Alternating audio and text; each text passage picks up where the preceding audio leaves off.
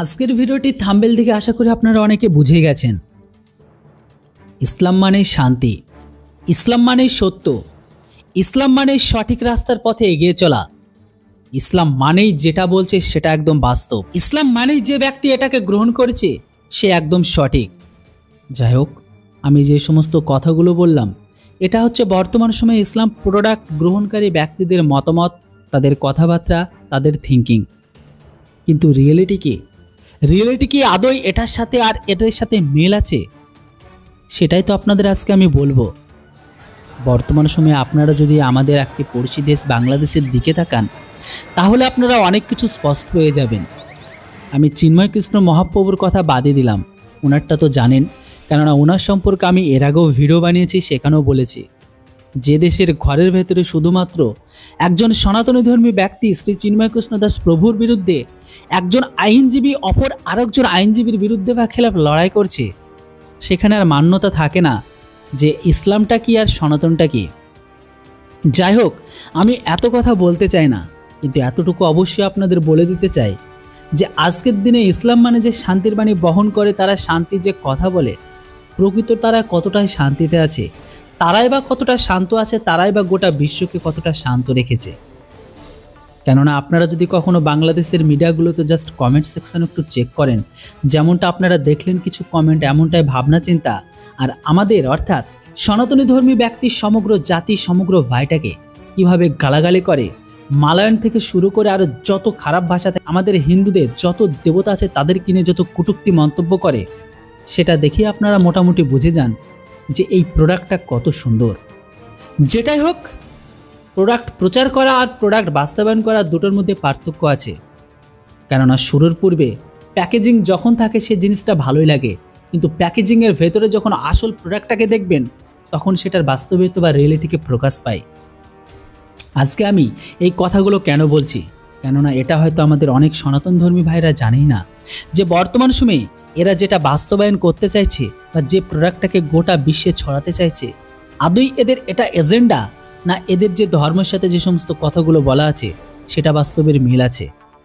আমি এত কিছু বলতে চাই না, তবে কিছু কথা অবশ্যই বলবো যেটা শুনে আপনারাও বুঝতে পারবেন। আর যে সমস্ত ব্যক্তিগুলো আজকের এই ভিডিওটিকে দেখছেন, বিশেষ করে আমার সনাতন ধর্মী ভাইরা, ভিডিওটিকে প্লিজ একটা লাইক করবেন। আর আপনি যদি কোনো ইসলাম প্রোডাক্ট গ্রহণকারী ব্যক্তি হয়ে থাকেন তাহলে আমি অবশ্যই এটা বলে দিতে চাই, আপনি অবশ্যই ভিডিওটিকে শেষ পর্যন্ত দেখুন। আপনার কোনো মতামত থাকলে সেটাও অবশ্যই আপনি লিখে জানান। চলুন শুরু করি। ইসলাম মানে শান্তি, ইসলাম মানে সত্য, ইসলামিক ব্যক্তি মানে সঠিক, ইসলাম মানে সঠিক রাস্তায় এগিয়ে নিয়ে যাওয়া। জাস্ট এই কথাগুলো তাদের বাণী, তাদের মুখের ভাষা, কিন্তু দেখানো আর করার মধ্যে পার্থক্য আছে। ধরে নিতে পারেন হাতির মতো, যেমন হাতির দেখানোর দাঁত আলাদা, খাওয়ার দাঁত আলাদা, এক্স্যাক্টলি ভাবে এটাও তাই। চলুন দেখিনি তারা কতটা ভালো আছে। আজকের দিনে আমি ভাবছি পাকিস্তানের মুসলমানদের কে মারছে, আফগানিস্তানের মুসলিমদের কে মারছে, সিরিয়ার ঘরের ভেতরে মুসলমানদের কে মারছে, ইয়েমেনের মুসলমানদের কে মারছে, ইরাকের মুসলমানদেরই বা কে মারছে, লিবিয়াতে মুসলিমদের কে মারছে, মিশরের মুসলমানদের কে মারছে, সোমালিয়াতে মুসলমানদের কে মারছে, বালুচিস্তানে মুসলমানদের কে মারছে। এখন আমি ভাবছি যে যখনই এই দেশগুলো ইসলামিক দেশ, তাহলে যে তারা দাবি করে ইসলাম মানে শান্তি, ইসলাম মানে সত্য, ইসলামিক পথ মানে সঠিক পথে এগিয়ে যাওয়া, তাহলে শান্তিটা কোথায়? আমি ইসলামের উপর প্রশ্ন করছি না, আপনারা সবাই জানেন যে ইসলাম একটি শান্তিপূর্ণ ধর্ম বা একটা প্রোডাক্ট, কিন্তু শান্তি এখানে রহস্যময়ভাবে নিরুদ্দেশ বা গায়েবী হয়ে গেছে। আপনাদের জানার জন্য এটাও বলে দিই, যে সমস্ত ইসলাম প্রোডাক্ট গ্রহণ করে ব্যক্তিগুলো আছে বা যারা গ্রহণ করে এই প্রোডাক্টকে, তারা কিন্তু জন্ম হয় সনাতনী ধর্মী ব্যক্তি হয়ে, জন্মের পরে কিন্তু তারা ইসলামকে কবুল করে, মানে গ্রহণ করে। বাকিটা তাদেরকেও জিজ্ঞাসা করে নিতে পারেন যে জন্মের সময় তুই কী ছিলে আর ইসলামটা কবে নিলে। যেটাই হোক, Afghanistan, Iraq, Syria, Lebanon, Yemen, মিশর, সোমালিয়া, এই জায়গাগুলোতে কি ভারতের বজরং দল বা হিন্দু মহাসভা বরবাদ করেছে? না সেখানে ভারতের এই সমস্ত দলগুলো গিয়ে সেই সমস্ত মুসলিমদের মারছে? ওখানে দাঙ্গা করানোর জন্য কি ভারতের আরএসএস এর লোক গিয়েছিল? কি এক অদ্ভুত বিড়ম্বনা, তাই না? এখানে কিছু দেশদ্রোহীর কাছে ইসরত জাহান, যিনি একজন মেয়ে, কানাহা কুমার, যিনি একজন ছেলে, দাউদ ইব্রাহিম ভাই, আফজল হল গুরু, কিন্তু ভারত মাতা নয়, এমনটাই ভাবনা চিন্তা। এমনটা কেন দেখে নিন। আজকের দিনে যদি আপনারা সমগ্র বিশ্বের ইসলামিক কান্ট্রিগুলো বা 57টি যে ওআইসি কান্ট্রি আছে সেই দেশগুলোর দিকে একটু যদি ভালো করে একটু তাকিয়ে দেখেন না, তাহলে সেখানে স্পষ্ট আপনারা এটাই দেখতে পাবেন যে বৌদ্ধ প্লাস হিন্দু কোনো সমস্যা নেই, হিন্দু প্লাস খ্রিস্টান কোনো সমস্যা নেই, হিন্দু প্লাস ইহুদি কোনো সমস্যা নেই, নাস্তিক প্লাস হিন্দু কোনো সমস্যা নেই, বৌদ্ধ প্লাস শিখ কোনো সমস্যা নেই, জৈন প্লাস হিন্দু কোনো সমস্যা নেই, শিখ প্লাস জৈন কোনো সমস্যা নেই, জৈন প্লাস বৌদ্ধ কোনো সমস্যা নেই, হিন্দু প্লাস শিখ কোনো সমস্যা নেই। এবার একটু মনোযোগ দিয়ে দেখুন, শুনুন, বুঝুন আর ভাবুন যে এই সমস্ত ইসলাম প্রোডাক্ট গ্রহণকারীরা বলে তারা নাকি সত্যের ধর্ম, তারা নাকি বিশ্বের শান্তি কায়েম করার ধর্ম, তারা যে সমস্ত ব্যক্তিগুলো এই প্রোডাক্টকে গ্রহণ করে তাদের রাস্তা নাকি সঠিক। এবার একটু মন দিয়ে শুনুন। মুসলিম প্লাস হিন্দু সমস্যা, মুসলিম প্লাস শিখ সমস্যা, মুসলিম প্লাস বৌদ্ধ সমস্যা, মুসলিম প্লাস জৈন সমস্যা, মুসলিম প্লাস ইহুদি সমস্যা, মুসলিম প্লাস খ্রিস্টান সমস্যা, মুসলিম প্লাস নাস্তিক বড় সমস্যা, মুসলিম প্লাস মুসলিম খুবই বড় সমস্যা, শিয়া আর সুন্নি ভীষণ বড় একটা সমস্যা। উদাহরণ দেখুন, যেখানে যেখানে মুসলিম সংখ্যাগরিষ্ঠ সেখানেই তারা সুখে থাকে না, আর কিন্তু অন্যকে থাকতেও দেয় না। এক্সাম্পল চান, সেটাও দেখিয়ে দিচ্ছে আজকের দিনে বাস্তব চরিত্র বা বাস্তবে যেটা ঘটছে সেটাই। মুসলিম সুখে নেই কিন্তু গাজাতে, মুসলিম সুখে নেই কিন্তু মিশরে, মুসলিম সুখে নেই লিবিয়াতে, মুসলিম সুখে নেই মরক্কোতে, মুসলিম সুখে নেই ইরানে, মুসলিম সুখে নেই ইরাকে, মুসলিম সুখে নেই ইয়েমেনে, মুসলিম সুখে নেই আফগানিস্তানে, মুসলিম সুখে নেই পাকিস্তানে, মুসলিম সুখে নেই সিরিয়াতে, মুসলিম সুখে নেই লেবাননে, মুসলিম সুখে নেই নাইজেরিয়াতে, মুসলিম সুখে নেই কেনিয়াতে, মুসলিম সুখে নেই সুদানে। এবার কি কিছু বুঝতে পাচ্ছেন? এই প্রোডাক্ট গ্রহণকারী ব্যক্তিগুলো বলে ইসলাম সত্য, ইসলাম সঠিক, ইসলামের রাস্তা যেটা গেছে সেটাও সঠিক। তাহলে যদি সব কিছু সত্যই হয়, সঠিক হয়, শান্তি হয়, তাহলে এইগুলোতে কেন মানুষরা সুখে নেই? কেননা সবই তো তাদের সেম ক্যাটাগরি বা সেম প্রোডাক্টেরই মানুষ, হিসাব মতন তো সুখে থাকার কথা না। তাহলে এবার বলে দিই, মুসলিম কোথায় সুখে আছে? মুসলিম সেখানেই সুখে আছে যেখানে তারা সংখ্যায় কম আছে। যেমন ধরে নিন, মুসলিম সুখে আছে অস্ট্রেলিয়াতে, মুসলিম সুখে আছে ইংল্যান্ডে, মুসলিম সুখে আছে বেলজিয়ামে, মুসলিম সুখে আছে ফ্রান্সে, মুসলিম সুখে আছে ইতালিতে, মুসলিম সুখে আছে জার্মানিতে, মুসলিম সুখে আছে সুইডেনে, মুসলিম সুখে আছে আমেরিকাতে, মুসলিম সুখে আছে কানাডাতে, মুসলিম সুখে আছে নরওয়েতে, মুসলিম সুখে আছে ভারতে, মুসলিম সুখে আছে নেপালে। মুসলমান সেই সমস্ত দেশে সুখে আছে যেগুলো আজকের দিনে ইসলামিক দেশ নয়। এবার বুঝতে পেরেছেন কেন পাকিস্তান হোক বা বাংলাদেশ এই সমস্ত দেশের মুসলিম কান্ট্রি হয়ে বা শান্তির বাণী বহনকারী বা শান্তির প্রোডাক্ট নেওয়ার পরেও এই দেশগুলোর মানুষ কেন অলওয়েজ সনাতনী ধর্মী ব্যক্তিদের মালো থেকে শুরু করে যত স্ল্যাং ল্যাঙ্গুয়েজ, যত খারাপ ভাষায় গালিগালাজ করে? কেন তারা আজকের দিনে এই সমস্ত শান্তির বাণী বহনকারী হয়েও এই সমস্ত মানুষগুলোকে দেখতে পারে না?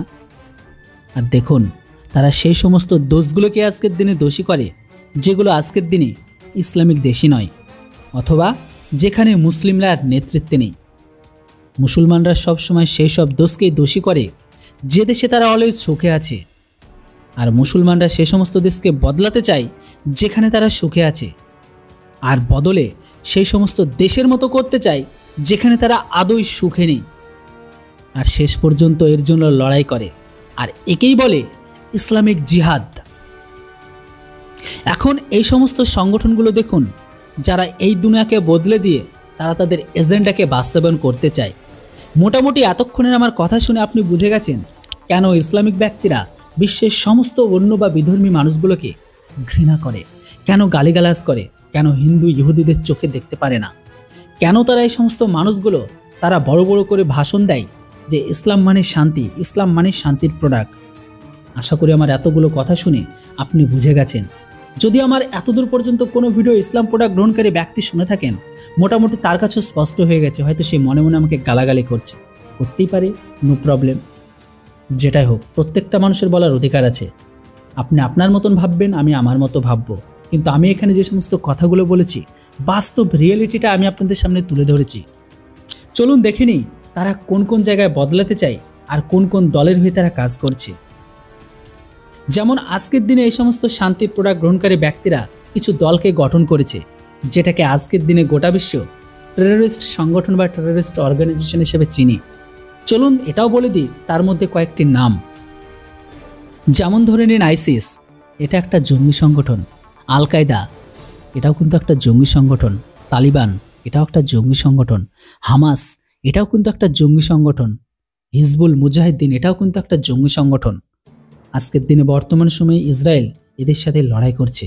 বোকো হারাম, এটাও একটা জঙ্গি সংগঠন। আল নুসরা, এটাও একটা জঙ্গি সংগঠন। সব থেকে জঘন্যতম নোংরাতম সংগঠন এই দুটো। আবু সায়াফ, এটাও একটা জঙ্গি সংগঠন। আল বদর, এটাও একটা জঙ্গি সংগঠন। মুসলিম ব্রাদারহুড, এটাও একটা জঙ্গি সংগঠন। লস্কর ই তৈবা, এটাও একটা জঙ্গি সংগঠন। প্যালেস্তাইন লিবারেশন ফ্রন্ট, এটাও একটা জঙ্গি সংগঠন। হিজবুল মুজাহিদ আর হেজবুল্লাহ, এটাও একটা জঙ্গি সংগঠন। জামাতি ইসলামিয়া, এটাও একটা জঙ্গি সংগঠন। আবদুল্লাহ আজম ব্রিগেড, এটাও একটা জঙ্গি সংগঠন। এগুলো তো কয়েকটা বললাম, এর লিস্ট অনেক বড়, প্রায় 150 প্লাসে পেরিয়ে যাবে। যদিও এই সমস্ত সংগঠনগুলোকে ইসলাম প্রোডাক্ট গ্রহণকারী বা শান্তির বাণী বহনকারী ছেলেরা বা ব্যক্তিরা বা মানুষগুলো বলে এরা নাকি মুক্তিকামী সংগঠন, কিন্তু এই সমস্ত সংগঠনগুলোকে একদম ইন্টারন্যাশনাল লেভেল থেকে টেররিস্ট অর্গানাইজেশন হিসেবে ধাব্বা দিয়ে দিয়েছে। এখন এতটুকু আপনি অবশ্যই বুঝতে পেরেছেন যে ইসলাম প্রোডাক্ট গ্রহণকারী বা সন্ত্রাসবাদীর ধর্ম কী। এবার যদি কেউ হিন্দুদেরকে বদনাম করে যে গেরুয়া সন্ত্রাসীর নামে, তাহলে সেখানেই তাকে এই তথ্যগুলো অবশ্যই শোনাবেন। বেশি কিছু না, বলবেন যে আপনারা শান্তির বাণী বিশ্বের সব থেকে শান্তির বড় একটা ধর্ম বা প্রোডাক্টকে বহন করেছেন, ক্যারি করছেন, যেটার জন্য গোটা বিশ্বে আপনাদের এজেন্ডাকে ছড়াতে চাইছেন। তাহলে এগুলো কি? কেবলমাত্র এই ধরনের লোকেদের জন্য ইসলামিক জিহাদের বাড়বাড়ন্ত। আশ্চর্য, ঘোর আশ্চর্য। আমার এত কিছু বলার মানেটা কি? কেননা বর্তমান সময়ে আজকের দিনে আপনারা যেখানে যাবেন না কেন, বিশেষ করে ইহুদি আর সনাতনী ধর্মী ব্যক্তিদের অলওয়েজ তারা যেভাবে দেখে আর যেভাবে খারাপ ভাষায় ব্যঙ্গরূপ করে, তাদের জন্য এই সমস্ত কথাগুলো একদম পারফেক্ট। তাদেরকে অবশ্যই এই ভিডিওটি ছুঁড়ে মারবেন যে ভাই তোরা কতটা শান্তির ধর্ম সেটা তোরা একবার নিজেরাই দেখে নেবার শুনে নে। তারপরে যদি কথা আসে, আপনি যদি এতদূর পর্যন্ত দেখার পরে আপনি যদি সনাতন ধর্মী ব্যক্তি হয়ে থাকেন, তাহলে অবশ্যই আপনি প্রাউড ফিল করুন। কেননা সনাতন ধর্মী ব্যক্তির থেকে বড় ধর্ম আর শান্তির ধর্ম হতেই পারে না। কেননা আমরা যেটা বাস্তবে দেখি সেটাই কথা বলি, আমরা বাস্তবে বাঁচি, বর্তমান নিয়ে চলি, আমরা কখনো অতীত গালগল্প নিয়ে চলি না। আপনি ভালো তাকেই বলুন যাকে আপনি সরাসরি ভালো দেখছেন। আপনি খারাপ তাকে কখনোই বলবেন না যার সম্পর্কে শুনেছেন। আপনি খারাপ তাকেই বলুন যাকে আপনি আপনার প্রকাশ্যে দেখছেন। আশা করি আমার কথার মানে আপনি বুঝে গেছেন। যেটা হোক বন্ধুরা, সনাতন ধর্মী ব্যক্তি হলে অবশ্যই ভিডিওটিকে লাইক করে জয় শ্রীরাম কমেন্ট করুন। প্রাউড ফিল করুন যে আপনি একজন সনাতন ধর্মী ব্যক্তি। ভিডিও কেমন লাগলো অবশ্যই কমেন্ট বক্সে লিখে জানান। Thanks for watching. জয় হিন্দ, বন্দে মাতরম।